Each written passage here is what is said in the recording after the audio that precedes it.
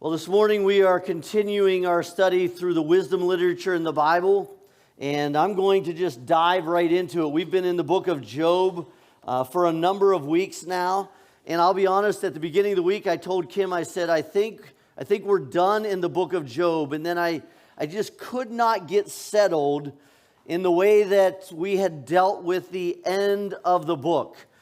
When God speaks, I didn't feel as if we had spent enough time on that, so we're back in the book of Job again.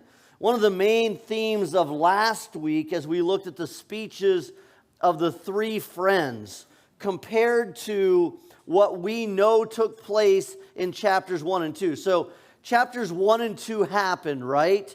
Then we get these speeches of the three friends and also Job's responses. As we compare what Job and his three friends say versus what we know actually took place, here's what we find. We find that we largely sit in the seat of ignorance regarding the whys of life. And yet, although we sit in this seat of ignorance, we make very definitive, bold statements about who God is and what He's doing. And we found out last week that these three friends and even Job, they just found themselves being wrong about a lot of stuff. And so we said we've got to be careful, and Job is such a unique account. We are shown the character of God. We are given a glimpse into the confrontation between God and Satan. We see that. Those who were living out the story didn't see it. So they're living out the story much as we are living out our lives, not privileged to the information in the heavenly realms. I know that we know we're living in a spiritual battle. We know that intellectually, but we don't see the specifics of that spiritual battle very often. And so this is such a unique account in that we're reading and we're saying, well, here's what happened. And then those who are living it don't understand it. They're making bold, definitive statements about God, and they're wrong almost every single time. So the three friends in Job, they're trying to grapple with things that they couldn't possibly know. It's not as if what they were doing wrong is that they didn't know the information. That's where we all live. We live in that seat of ignorance most often about the intricacies of why this is taking place in life, why that happened in life. But even though they couldn't possibly know what had taken place, they felt this great obligation to understand and explain God and His ways. In feeling that obligation to explain God in His ways, they found themselves being completely wrong, even though they spoke from what I would consider their historic observations.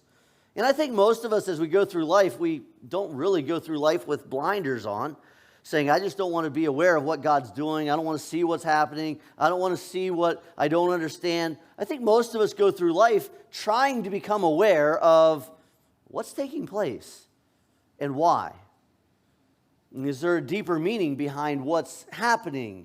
Is there something that I should understand more fully? I think most of us try to observe as we go through life, but we must acknowledge that our observations are always going to be limited. And I don't know about you, but that's tough for me. I am someone who likes to figure things out. I like to have answers. I like to be able to say to someone, well, here's what's taking place, and here's why what's taking place is taking place. That's just kind of who I am. And so these lessons in Job have been a sobering reminder for me that I have to be able to differentiate between those things that I can state definitively, and some of those things are the attributes of God. I can definitively state who He is. But even as we talked last week, someone can be the same, their character can never change, and yet how they respond to a specific situation will change from one time to the other.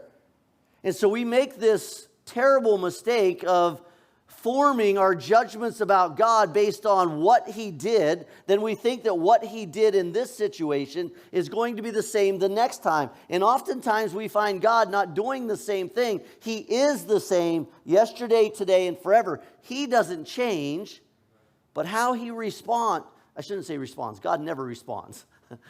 God's not reacting. He's like, oh no, I didn't know that was going to happen. No, but how God works is different from time to time. So I was meditating on this throughout the week, and I forget what conversation I was in this week, but at some point I was in a conversation with someone. You guys can be thankful. I forget most of who exactly I talked to. But in the course of this conversation, someone was saying that a pastor usually preached for maybe 15 or 20 minutes, and someone who was a part of this conversation said, you can't even get done reviewing in 15 minutes, let alone finish your actual message. And there's a lot of truth to that. Now, that's actually a strategic decision, because I do know that the more times you hear something, the more likely it is to settle in. So it's not an accident, and I don't do it because I don't have enough material to fill up a message without reviewing. I want you to get it. And the reality is, this morning, there is so much theology that I feel like we need to really get from the book of Job that I want to settle in just a little bit more. And I was meditating on this throughout the week as I just continue to pray for those in Texas affected by those floods, and just the reality that there's a lot of hurt there. And here's the reality that God was just impressing upon me. At the beginning of the book of Job, Satan was allowed to control the weather.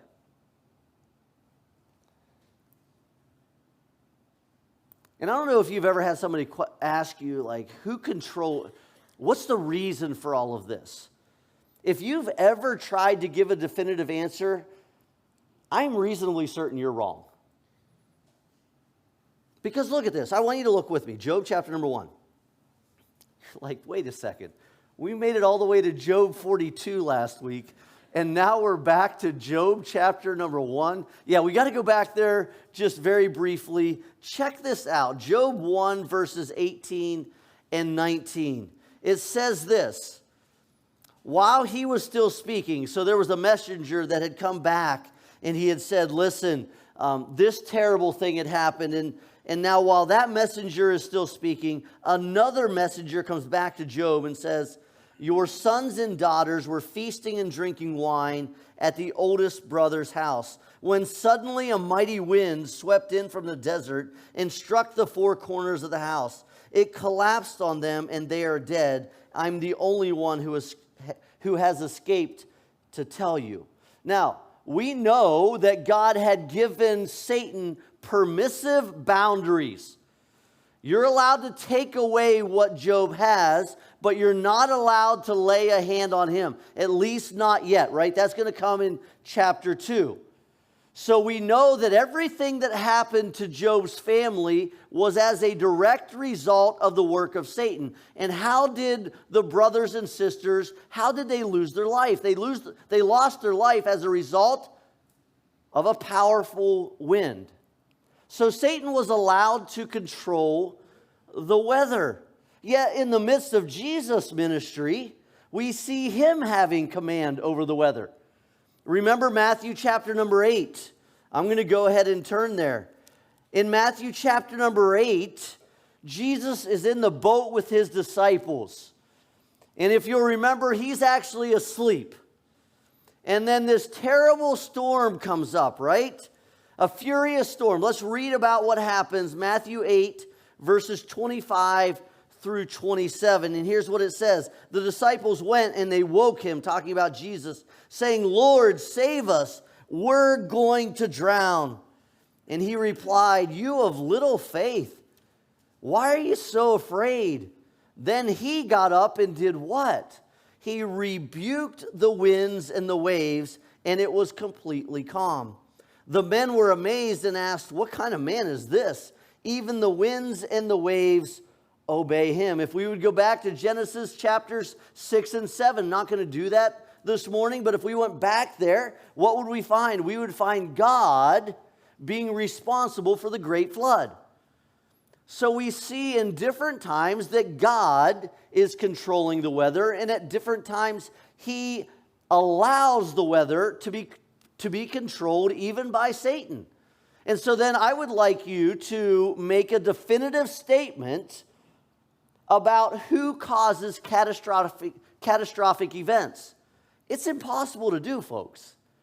If you are one who says, well, God caused that, or that was clearly the work of Satan, I'm curious as to what the ones outside of the ark, whether they would have thought, oh, we are under the judgment of God. Now maybe Noah had preached enough to them that they understood it at that point. But it's very possible that they thought, oh, this is the workings of Satan. Look at all the devastation he's causing. But then in retrospect, there are times when people might assign the work of God to Satan and Satan to the work of God.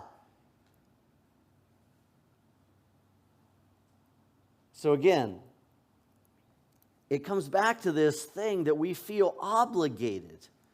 Let me just say this, a false sense of obligation that we feel to explain the ways of God. And it's not that simple. Job's 3 friends thought it was that simple. And if our simple theology, let me say it this way, if we develop that simplistic of a theology, here's what's going to happen. Almost inevitably, we're going to find ourselves devastated. Because we won't understand why God would do this. We won't understand. And there's people thousands of years later who are still debating the book of Job. Why would God allow that? And I say we have way too simplistic of a theology. Our theology says God always has to be the one who does this, and there's no way that Satan could be responsible for that. Or Satan's always responsible for that, and there's no way that God could have a hand in that. And the reality is, a lot of times we just don't know. Here's what we definitively do know. God has never lost control. He has never allowed Satan outside of his permissive boundaries. But we also know that whenever sin was brought into the world, sin also brought judgment. And so there is a lot of theology that can get really twisted really quickly if we're not careful. And because of the limitations of every human being to know definitively the ways of God in every circumstance, we find ourselves having to trust the character of God. Who he is, not necessarily what we think he's doing. That's where we get really confused, frustrated, sometimes disillusioned, because we sit in the seat of ignorance. I don't know if you've felt that even this past week, this past month. I know a number of you going through very serious health difficulties that, like, why? What? I don't know what's causing this. I mean, Rick's sitting right down here. Rick, just a little over a week ago, his heart stopped for 15 seconds or more, and they still don't know why. Got him a pacemaker in. It's good to see you, Rick. Glad that you're doing well. Got him a pacemaker in, but there's still no understanding of why. You want to make a definitive statement? Well, here's the exact. Doctors can't even figure that out. And so all that to say this, we can know with certainty that God will always be true to his character and to his divine attributes. Every single time. But within the exercise of those divine attributes can be a nearly endless number of possibilities. I mean, if we don't have Job chapters 1 and 2, and we just knew that Job lost everything, would any of us come up with the reason? If you were just told, it's a friend of yours, this happened, would you say, oh, Tell you what, I bet you there was a confrontation between God and Satan in heaven. And I would imagine that probably what happened was Satan said, well, the only reason that Job serves you is because you have this hedge of protection around. And so it's obvious that whenever Satan said, well, the only reason Job serves you is because of this, that God would then respond and say, well, okay, I tell you what, I'll give you a permissive boundary. You can take away all of his stuff. Right? I mean, that would have been the most logical thought that we would have all had. And I think you realize that I'm speaking heavy sarcasm. I don't normally do that when I preach, but I do that in real life a lot. I speak fluent sarcasm, and it can drive some people nuts. But I was obviously being very sarcastic. There's no way we would have come up with that. Not a chance. And I'll be honest, I think every one of us would have been just like the disciples who, after spending 3 years with Jesus, and he says he needs to go to the cross, we'd have all been like, what? Wait a second. You're going to die? That's the craziest thing I've heard, Jesus. I've seen the way that you heal people. I've seen the way that the crowds follow you. Why don't you just set up your earthly kingdom now? I don't think we would have probably understood that any more than the disciples did. I mean, you do remember whenever Jesus starts talking about the leaven of the Pharisees, and the disciples whisper to each other, is it because we forgot bread? No, it's not because you forgot bread. How long have you been with Jesus? He's talking about the leaven of the Pharisees, the sin that has crept in, the way that it just kind of infiltrates everything else. And yet we sit here and we make definitive statements about God when we are in a seat of ignorance. Hard circumstances seem to naturally bring with them the question why, right? And since not a single one of us will avoid all difficult circumstances, we need an established belief system that is prepared for these difficult circumstances. I'm going to let that settle in for a second. We need an established belief system that is prepared for difficult circumstances. A few weeks ago, I mentioned that one of the statements I hear frequently is, I don't know what I would do if, and then insert tragic event. I don't know what I'd do if I ever lost a child. I don't know what I'd do if my spouse died. I don't know whether I'd still believe in God if... And so there is this, within the realm of Christianity, there is this almost spiritualized idea that I don't want to state that my faith will remain strong. I don't want to state that I'm going to follow Jesus no matter what. I want to leave this possibility that maybe my faith will crumble. In the end of the statement, where you say, okay, I don't know if I would follow God if, or I don't know what I would do if, that devastating event is what leaves a lingering doubt. And to some degree, I get it. We don't know our exact reaction. We can't know our exact reaction. But what that statement says the most clearly is this. I'm going to either let my circumstances develop my belief system, or I'm not sure my belief system will hold up to the difficulty of whatever that circumstance might be. Again, I'm going to let that settle in just for a moment. I think all of us would acknowledge that allowing a difficult circumstance to develop our belief system is a really bad idea, right? I mean, how many of us, when emotions are high, are excellent decision makers? Right? Just the chuckles I hear around the room let me know you understand what I'm talking about. And yet what is most important to us, our theology, we say, well, I don't really know what that's going to be when name the difficult circumstance, name the tragedy, name the devastating thing that happens to us. I don't really know. I'll let my belief system be developed when I can't even think clearly. When in reality, what I'm challenging us all to do, it's not arrogance, it's not pride, it is wisdom. And we're going through the books of wisdom. It is wisdom to have a developed and a defined belief system before you face the difficult circumstance.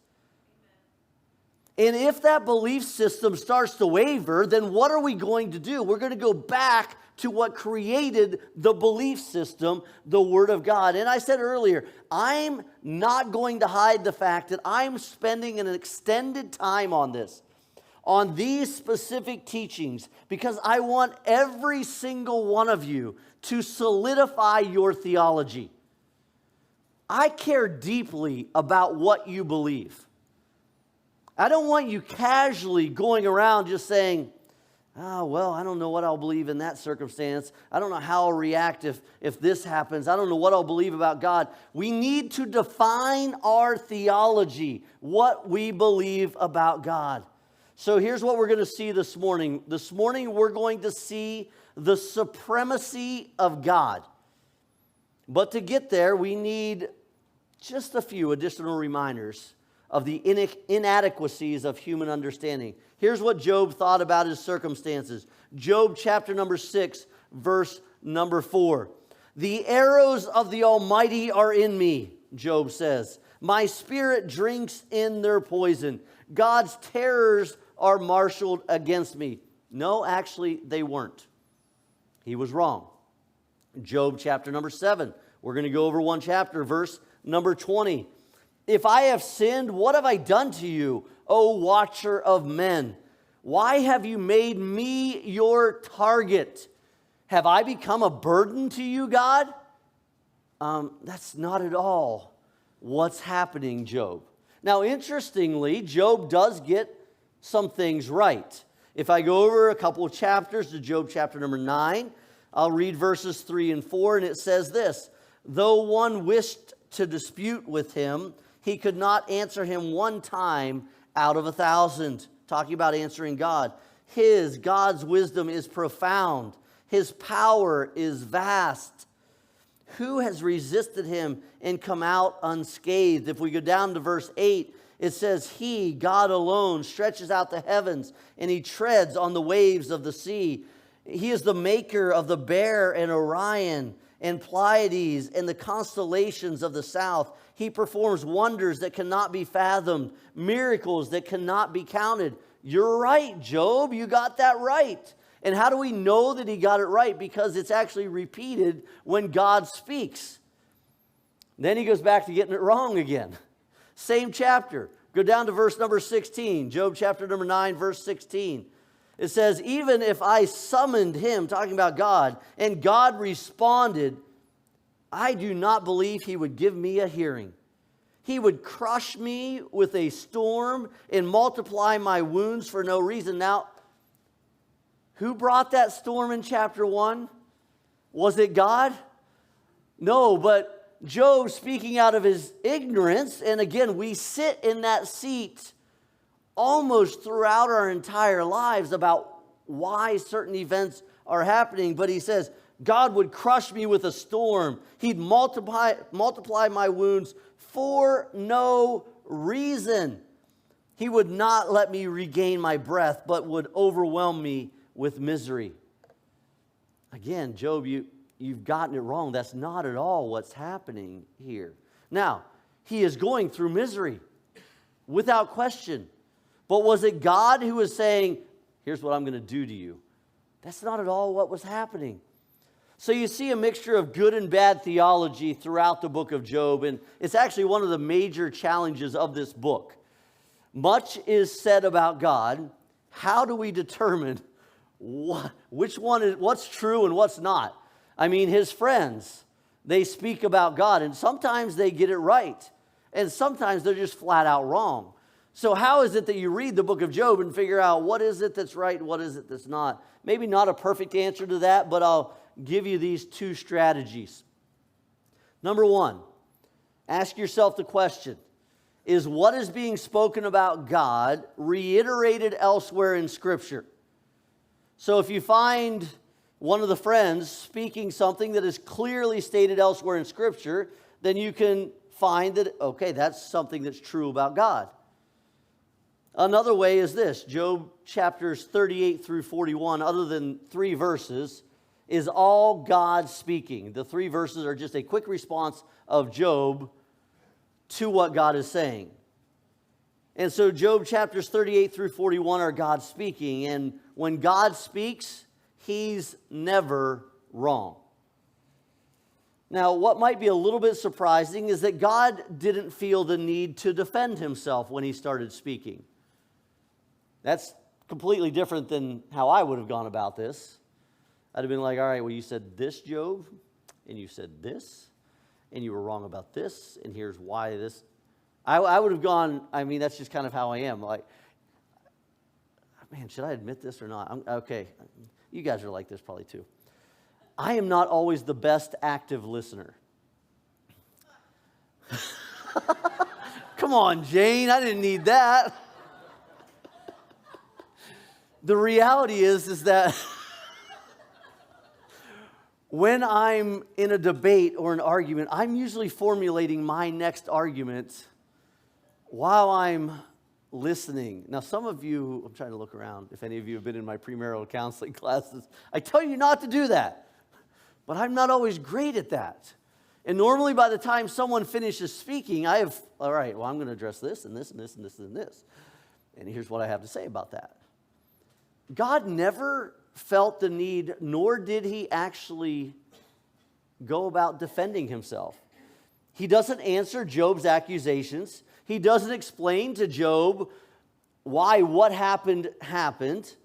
He doesn't give him an insight into the heavenly confrontation. And he doesn't explain the role of suffering. Everything that we feel like God should have probably done, he did none of those things. Instead, in a rebuke against Job, God asks him more than 70 questions. I think the exact number is 77, but some of it depends on how you kind of divide out the questions. More than 70 questions, and many of those questions are rhetorical questions. Let's look at a few. Job chapter number 38. Here we are, we're close to the end of the book again. Job chapter 38, I'm going to read verses 4 and 5. Says this: "Where were you, Job, when I laid the earth's foundation? Tell me if you understand. Who marked off its dimensions? Surely you know. Who stretched a measuring line across it? On what were its footings set? Or who laid its cornerstone?" If you go down to verse 16, it says this: "Have you journeyed to the springs of the sea, or walked in the recesses of the deep? Have the gates of death been shown to you? Have you seen the gates of the shadow of death?" Verse 18, "Have you comprehended the vast expanses of the earth?" Now, again, a lot of these are rhetorical. Nope, you haven't traveled to the depths of the deep. Nope, you haven't comprehended the vast expanses of the earth. "Tell me," he says at the end, "if you know all this. What is the way to the abode of light? Where does darkness reside? Can you take them to their places? Do you know the paths to their dwellings? Surely you know, for you were already born. You have lived so many years." I got to be honest, when you get a picture into the way that God speaks here, some of you are probably surprised. This is some pretty direct language. Job, you're speaking from a position of ignorance. Go to verse 31. "Can you bind the beautiful Pleiades? Can you loose the cords of Orion?" Now, if you were paying attention earlier, Job, when he actually spoke what was true, mentions these same constellations, doesn't he? In verse 32, "Can you bring forth the constellations in their seasons, or lead out the bear with its cubs? Do you know the laws of the heavens? Can you set up God's dominion over the earth?" Of course not. Again, a lot of these rhetorical. "Can you raise your voice to the clouds and cover yourself with a flood of water? Do you send the lightning bolts on their way? Do they report to you, 'Here we are'?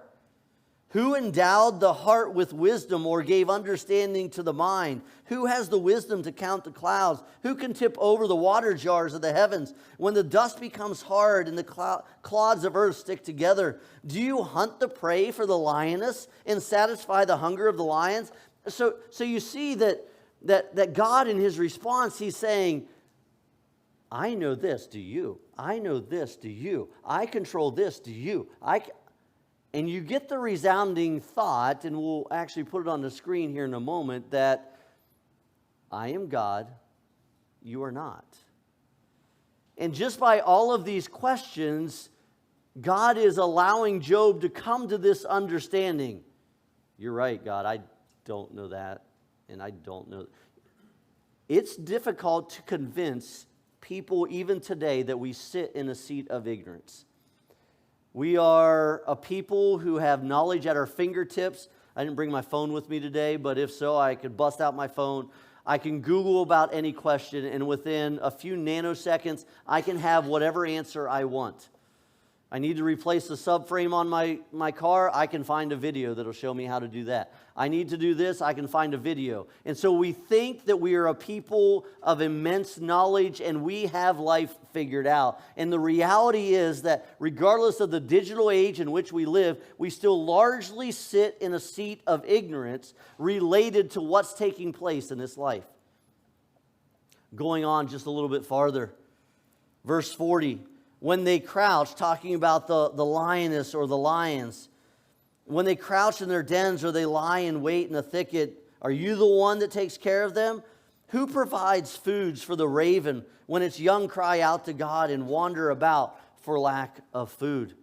We can go to chapter number 39, and starting in verse number 1, it says this: Do you, Job, know when the mountain goats give birth? Well, no. Do you watch when the doe bears her fawn? Well, no. Do you count the months until they are ready to bear? Do you know the time they give birth? And again, all of these things, all these rhetorical questions lead Job and lead us to a natural conclusion. He is God, we are not. Say that with me. Say, He is God. He is God. We are not. He is God. We are not. All right, slightly more personal. He is God. He is God. I am not. Oh, it's a lot easier to say we, because that's somebody else. Like, I know we implies me, but He is God, we are not. We don't know nearly as much as we think we do, and He knows far more than we give Him credit for. I know that we talk in religious circles about God being omnipotent, all-powerful, and omniscient, all-knowing. I know that. We say those things intellectually, but we still don't think He knows what He's doing. At least not when our tragedy strikes. At least not when we don't understand what's taking place in this life. But since He has a plan and a purpose for the constellations, watches over the animals, He clearly isn't naive about our circumstances. We have the faulty notion that we should worship God because we understand Him. No. We should not worship God because we understand Him and understand Him ways. The reality is this: our worship should not be based on our understanding or even our agreement with God. Our worship must be based on who God is. And if your belief system or my belief system is such that we believe God must explain Himself, then we've set ourselves up for frustration and disappointment. As I read this last passage, it just was impressed. These two chapters, chapters 38 and 39, we're going to see it again in chapters 40 and 41. God is not ignorant. God is not overwhelmed. God is not without a plan. God is not reacting. God is in control. I have one more passage that I'm going to read for us this morning. I want you to ask yourself as you hear this, can you do the things that God was asking Job to do? Job chapter 40, verses 7 through 14. Ask yourself the question, can you do the things that God was asking Job? So he says, to start with in verse number 7, brace yourself like a man, I'll question you and you will answer me. Would you discredit my justice? Would you condemn me to justify yourself? Do you have an arm like God's? Do you? Do you have an arm like God's? And can your voice thunder like his? Well, then adorn yourself with glory and splendor, and clothe yourself in honor and majesty. Unleash the fury of your wrath. Look at every proud man and bring him low. Look at every proud man and humble him. Crush the wicked where they stand. Bury them all in the dust together. Shroud their faces in the grave. Then I myself, I, God, will admit to you that your own right hand can save you. Can you do those things? I can't. I'll acknowledge I've thought of myself more highly than I ought, way too many times. In all of these questions, in the way that God goes about adjusting the mind of Job, he is trying to bring him to the understanding of the supremacy of God. He is God and I am not. When I place myself in his position, I hate to even say I come up woefully short. I'm so much shorter than woefully short. So the question, today's challenge is this: will you trust in the supremacy of God even when you don't understand his ways? Because the reality is that to a large degree in life, we live in the ignorance of our circumstances. But God has never been overwhelmed. God has never been outmaneuvered. God has never had to react to a single circumstance in your life or anyone else. And he is accomplishing something that is ultimately for your good and his glory. Will you trust him? Father, thanks for your word. Thanks for the clarity of the way that you lay out the book of Job for us. I know a lot of times we've been confused by this book. We've not understood this book. But I think in being able to take this view, this kind of larger overview, we've been able to see who we are, that we largely live in ignorance about what you are specifically doing. But even more important than seeing who we are, we've been able to see who you are. And so I pray that as we've gotten a glimpse into, and we didn't even read about this, Lord, but the way that you created Behemoth and Leviathan and the way that you controlled their movements and how they operated on the earth, you were in control of everything. And God, I must confess, I don't always understand. In fact, I would almost say, God, I feel as if I rarely understand. So I pray that every one of us would develop a theology that is not based on what we understand about your ways, but a theology that is based upon who you are. We can know definitively your divine attributes because you tell them to us. We can know definitively your faithfulness, your love, your mercy, your grace, your forgiveness.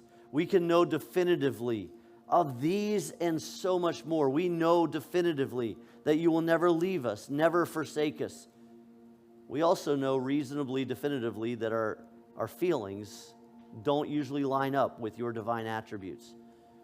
And so when our feelings try to determine our theology, give us enough wisdom to see the difference between truth and feelings and allow truth to win out. I pray these things in Jesus' name. Amen.